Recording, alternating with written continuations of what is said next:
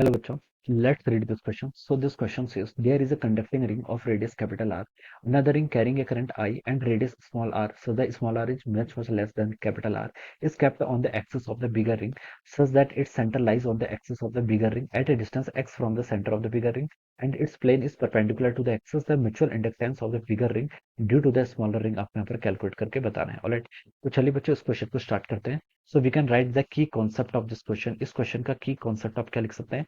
Mutual inductance लिख सकते हैं. क्या लिख सकते हैं? आपका म्यूचुअल इंडक्टेंस.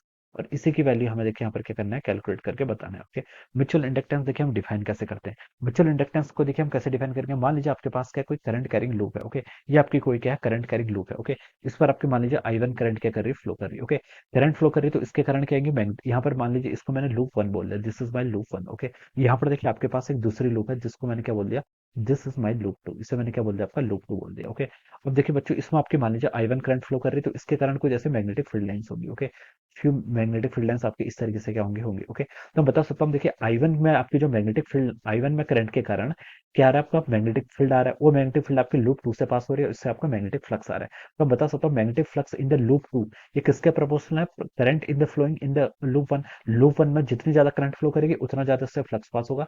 तो मैं लिख सकता हूँ कि आपका current flowing in the I1 के क्या प्रोपोर्शनल है. और इस प्रोपोर्शनलिटी साइन को अगर मैं हटाऊं तो यहाँ पर एक एम कांस्टेंट को मैं इंट्रोड्यूस करता हूँ जिसे हम क्या आपको बोलते हैं, आपका mutual inductance of two with respect to the one लिख लेते हैं. Okay, loop two with respect to the one. Okay, similarly देखिए अगर आपका लूप टू में करंट फ्लो करता तो इसके कारण कुछ मैग्नेटिक फील्ड लाइन आती और वो आपका लूप वन से पास करती. तो मैं इसमें भी आपका आपका फ्लक्स पास करता है किससे, लूप वन से. क्यों?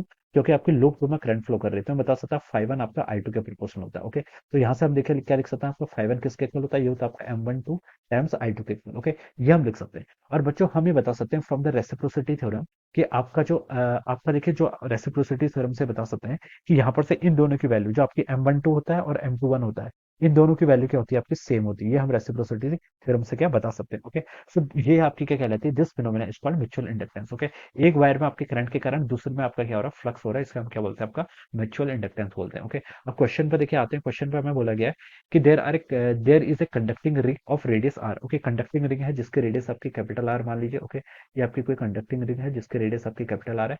Another ring carrying current I and radius r which is much smaller than the capital R is kept on the axis of the bigger ring. Okay, bigger ring के axis पर रखा है. ये मान लीजिए आपके इसके एक्सिस पर हमने स्मॉलर रिंग इस तरीके से रखी है जिसकी रेडियस आपको देखिए स्मॉल आर गिवन कर रखी है. Okay, kept on the axis, यहाँ पर ये कंडीशन आपको गिवन कर रखी है कि आपकी स्मॉल आर क्या मच ये आपका ये कंडीशन गिवन कर रखी है. ओके, यानी कि ये वाली जो रिंग है ये काफी बड़ी रिंग है. ओके, ये हमें गिवन कर रखा है such that the center lies on the axis of the bigger ring at a distance x from the center of the bigger ring. ये डिस्टेंस देखिए आपको क्वेश्चन में x के इक्वल दे रखी है. ऑलराइट, और क्या बोल रखा है, परपेंडिकुलर टू द एक्सिस. ठीक है, playing perpendicular to axis. The mutual inductance of bigger ring due to smaller ring क्या करना है आपको यहाँ पर कैलकुलेट करके बताना है. ओके, तो देखिए बच्चों आपको यहाँ पर क्या करना है, म्यूचुअल इंडक्टेंस बेसिकली क्या करना है, कैलकुलेट करके बताना है. ओके, म्यूचुअल इंडक्टेंस देखिए हम कैसे कैलकुलेट करेंगे. आपके देखिए इस वाले रिंग में लिखा है कि current I another ring carrying current I, यानी कि इस रिंग में आपकी करंट आई क्या कर रही है, ऐसे फ्लो कर रही है. ओके, तो देखिए बच्चों मैग्नेटिक फील्ड देखिए देखिए अगर हम इसका साइड व्यू देखें, अगर हम देखें यहाँ पर से साइड व्यू देखें, इस साइड से देखिए अगर हम यहाँ पर देख रहे हैं तो ये सिचुएशन आपको ऐसे दिखाई देगी. ओके, ये आपके देखिए this is a bigger ring, ये क्या होगी आपकी बिगर रिंग होगी.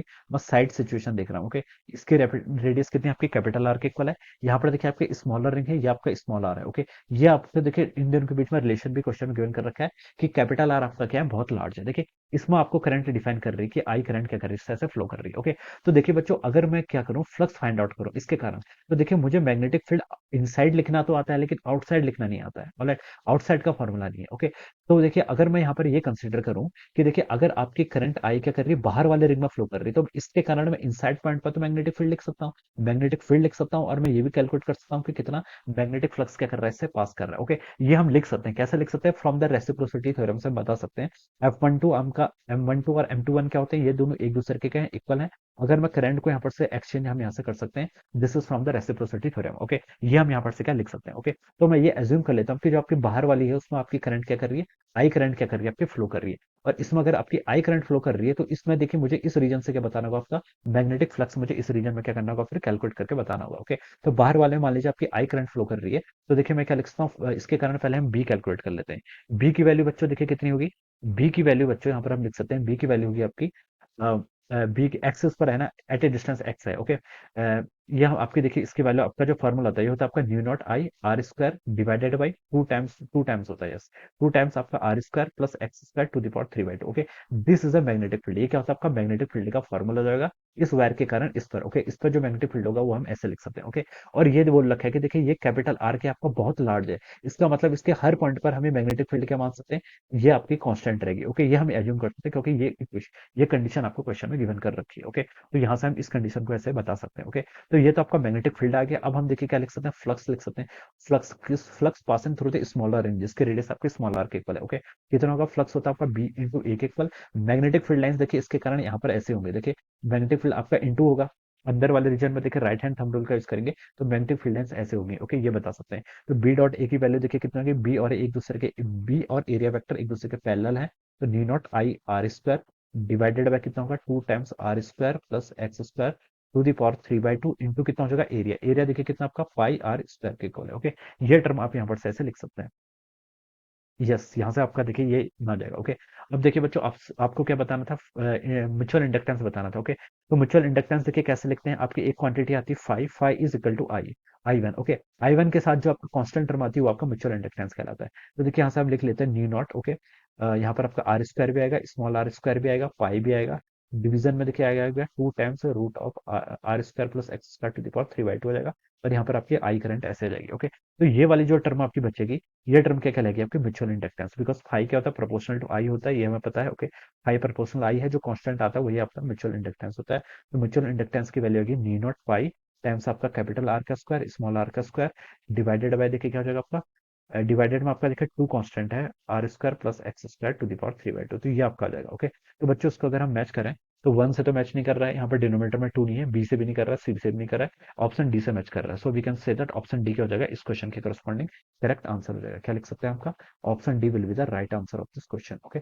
So this will be the answer. So I hope you all understood this concept. All the best and thank you.